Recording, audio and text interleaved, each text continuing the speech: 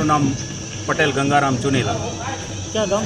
વિભાપર ગામ. અમારો વિભાપર ગામ 3 ગામની જૂથ પંચાયત, એમાં ગંગોણ પૂર્વ અને ગંગોણ પશ્ચિમ અને વિભાપર ગામમાંથી હું અત્યારે સરપંચ પદના ઉમેદવારમાં મને એવી સારી લીડ મળી છે અને અત્યારે જાહેર થયો છું. તો સર્વે પ્રજાનો હું દિલથી ધન્યવાદ માગું છું અને સર્વે પ્રજાને સાથે લઈ અને જેમ બની શકે તેમ વિકાસના કામો કરીએ એવો જેટલો પણ બની શકે એટલો પ્રયત્ન કરીશ અને સર્વે જનતાનો હું આભારી છું.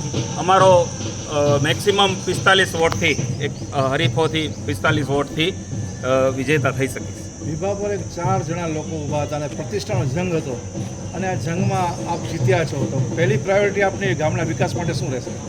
પહેલી પ્રાયોરિટી જે કહેવાય કે રોડ રસ્તા અને ગટર છે, સ્ટ્રીટ લાઇટ છે, ગામની સફાઈ એ મારો ધ્યેય છે અને ગામમાં પહેલું અજવાળું કેવી રીતે થાય એનો પહેલો પ્રયત્ન હું કરીશ કે ત્રણેય ગામની અંદર એક અજવાળું થાય, એનાથી આપણે પછી પાંદડેથી પાંદડું કેમ નીકળે એનો ખૂબ પ્રયત્ન રાખીશ. નાનકડું ગામ હોય છે, ચૂંટણી પછીનો માહોલ હોય છે, ઘણા બધા દિવસો ચાલતું હોય, ચૂંટણી કેવી રીતે એના જંગ જીત્યા પછી વેરભાવ હોય છે, આપ શું કહેશો? એ વેરભાવ ભૂલીને ક્યાં સુધી લોકો કામ કરશે?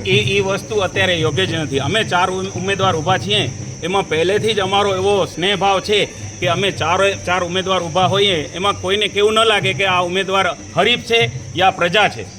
એમાં અમને ચારેનો એટલો સારો સ્નેહભાવ છે કે સમજી લો આપણે કોઈ જાણી ન શકે કે આ ઉમેદવાર છે યા પ્રજા છે.